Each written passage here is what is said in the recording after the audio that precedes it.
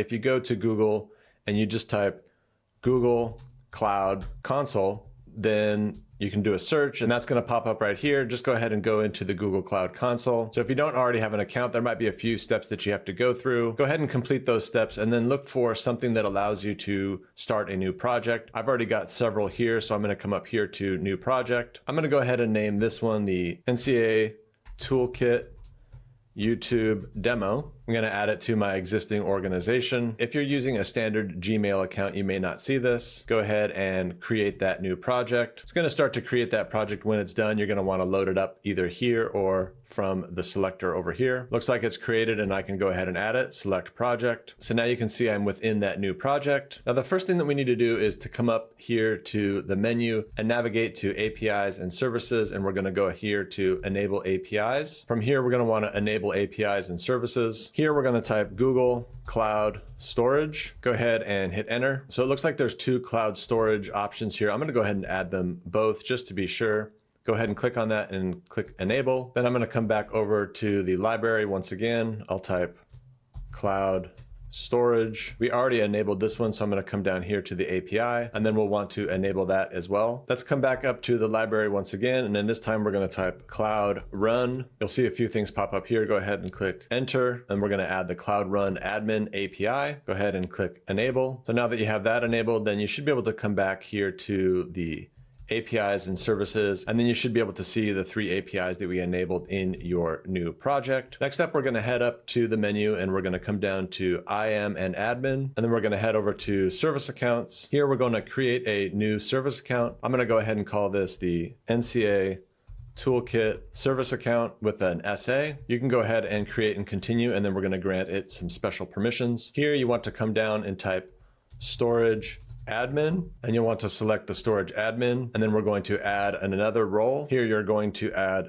viewer. You can go ahead and select that, and now we're going to go ahead and click continue and then done. From here you want to go ahead and click into the new service account. We're going to go up to keys and we're going to add a new key, and we're going to create a new key, and in this case we're going to pick key type JSON. Go ahead and click create. This is going to download those keys into your local downloads folder. We'll use those in a bit. Just keep in mind that we did that. Now if you do see an error like this when you're trying to create and download those keys, it doesn't happen to everybody, but there is a process that you can go through in order to enable that feature. For whatever reason, it doesn't happen in my account, but I have seen this in others. It tends to happen in the Google Workspace accounts versus the typical gmail.com accounts. If you do see the error, just drop it into ChatGPT and it should walk you through on how to enable that service so that you can download those keys. You could also jump into the No Code Architects community and we can help you out as well. Once you have those keys downloaded and on your computer, you can go ahead and move forward. All right, so now moving along, we're going to come back up to the menu and we are going to come down here to cloud storage. And now what we need to do is we need to create a bucket. And to give you a quick overview of what we're doing is that we are about to deploy our own little API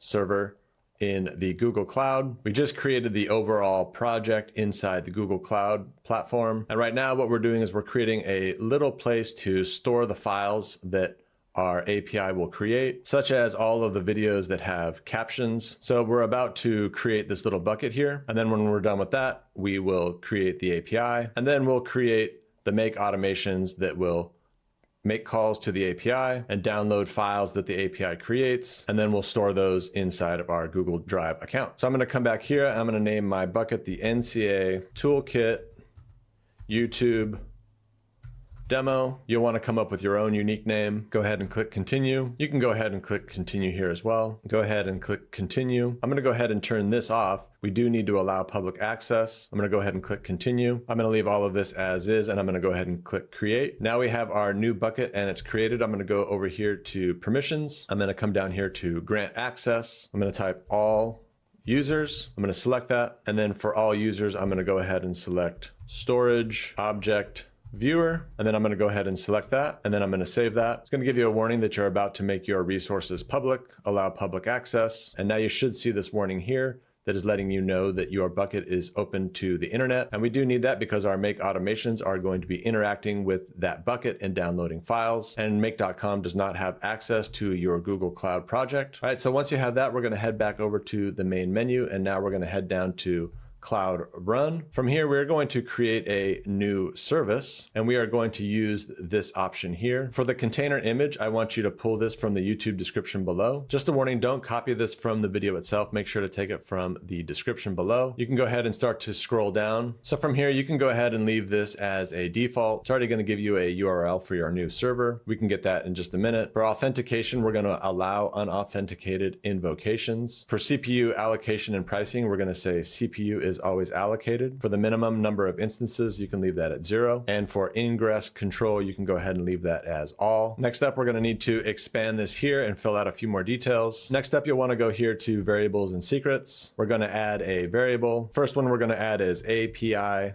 underscore key. Make sure there are no spaces before and after, and spell it exactly as I have done here, including all uppercase. For the value here, go ahead and put test123. This is going to be the password for accessing your API. So after you've tested it, you'll want to make that something more secure. Go ahead and add another variable. Here we're going to type GCP underscore bucket name. And for this, you're going to want to copy what you put in your storage. So if we come back to the menu, we can come to cloud storage. And again, we can click into this and we can cut and paste this just as is. Make sure not to grab any spaces before or after. You can drop that into the value. Double check that there are no spaces before and after. That will cause a problem. Go ahead and add one more variable. Here, we're going to type GCP underscore SA credentials. Again, all uppercase. Make sure you do it just as I did here. No spaces before or after. For this, we're going to jump to our downloads folder where we previously downloaded the keys for our service account. Go ahead and open this up in your favorite text editor. I'm going to use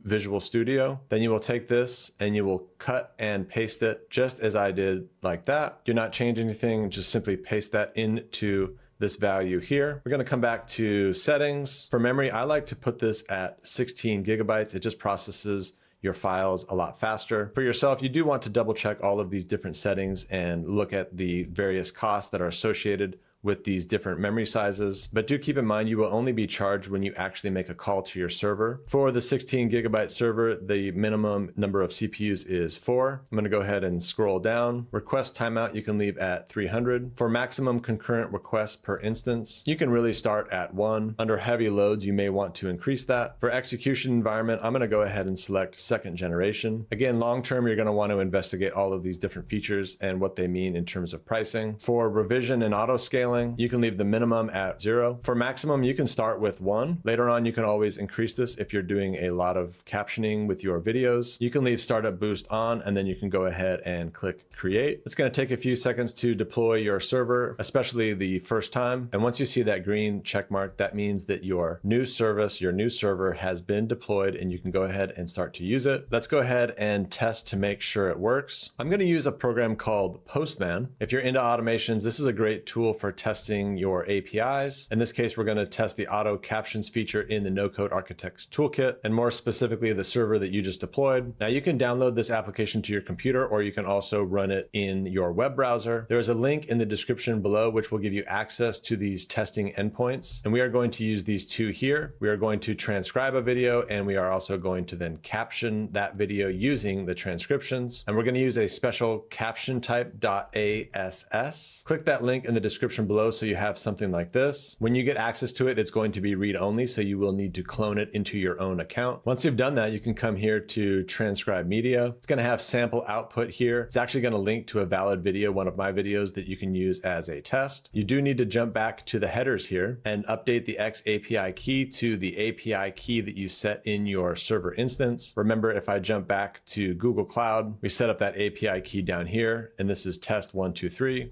So if you use test123, that should already be set. Make sure this value here matches with your server setup. Now we need to come up here to this post URL. We're going to come back to our Google Cloud, and we are going to copy this URL right here. Go ahead and copy that to your clipboard. Come back to Postman. We're going to come up here to the URL. We're going to remove the HTTP localhost 8080, and we are going to replace it with your server URL right here. And as long as you have your password correct, then you should be able to run this just by clicking send. If the send is disabled, that's likely because you haven't duplicated this into your own account. Go ahead and click send. This should call your own server now. You just need to wait for that video to transcribe. If you set everything up correctly, you should get a response like this. The message should say success. If you're getting anything different, make sure to go back into the video and follow the steps and correct anything that you may not have done correctly, then you should be able to cut and paste this link, copy that to my clipboard. I'm going to come back to my browser, put that into the URL and click enter. If you see something like this, then you know it worked. If you see some other message about not having permissions,